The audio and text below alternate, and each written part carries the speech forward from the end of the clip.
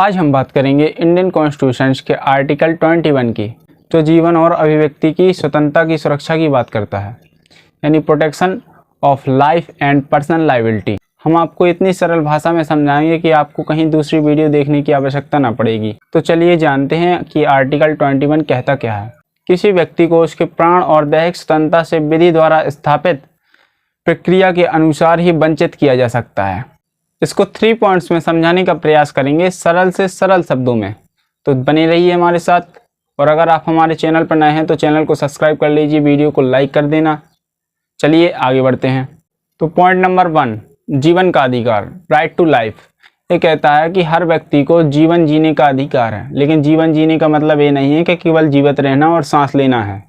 इसका मतलब है कि हर व्यक्ति को सम्मानजनक और गुणवत्तापूर्ण जीवन जीने का अधिकार है। इसमें कुछ उसकी आवश्यक ज़रूरतें भी हैं, जैसे कि भोजन, कपड़ा, मकान, स्वच्छ पानी, स्वच्छ वातावरण और स्वास्थ्य।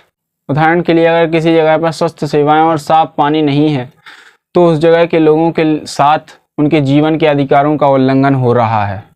Case number 1, polka Telles versus Mumbai municipal corporation 1985।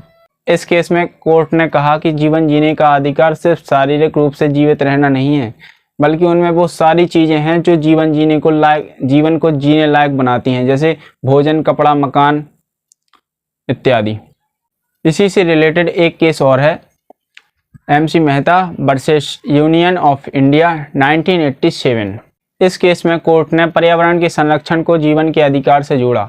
अगर किसी इलाके में इतना ज़्यादा प्रदूषण है कि वहाँ के लोग आराम से सांस तक नहीं ले पा रहे हैं तो उनके जीवन का उल्लंघन माना जाएगा। पॉइंट नंबर 2, निजता का अधिकार, right to privacy.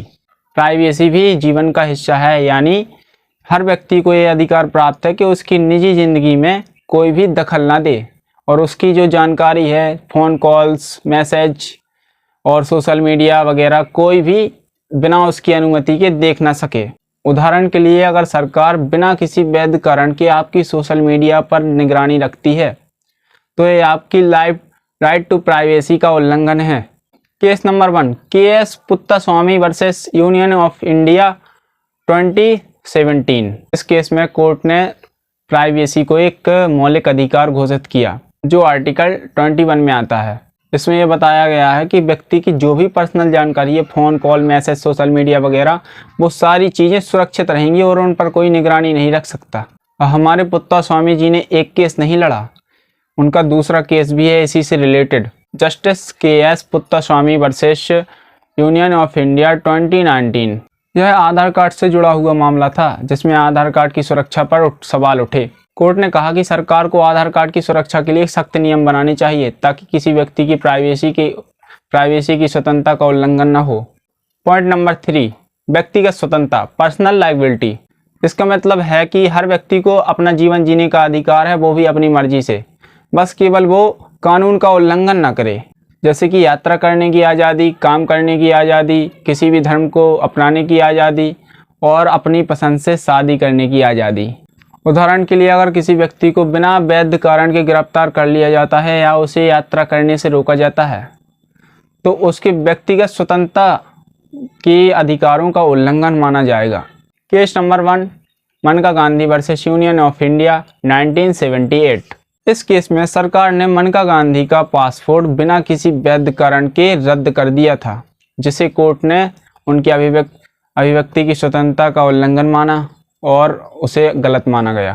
Case number 2, हुसैनरा Khatoon versus state of Bihar 1979। इस केस में कोर्ट ने कहा कि संपूर्ण न्याय तक पहुंचने का अधिकार भी आर्टिकल 21 के अंदर आता है। इसमें कोर्ट ने कहा कि गरीब कैदियों को मुफ्त कानूनी सहायता मिलनी चाहिए, यह भी उनकी अभिव्यक्ति की स्वतंत्रता का हिस्सा है। अभी आर्टिकल 21 में बहुत सारी मज़ेदार चीज़ें बची हुई हैं, लेकिन क्या करूं, वीडियो ज़्यादा लंबी नहीं बना सकता डेटा प्रॉब्लम की वजह से। अगर आपको वीडियो अच्छी लगी हो और इन्फॉर्मेटिव लगी हो तो चैनल को सब्सक्राइब जरूर करने। मिलते हैं पार्ट 2 में, जब तक के लिए जय हिंद।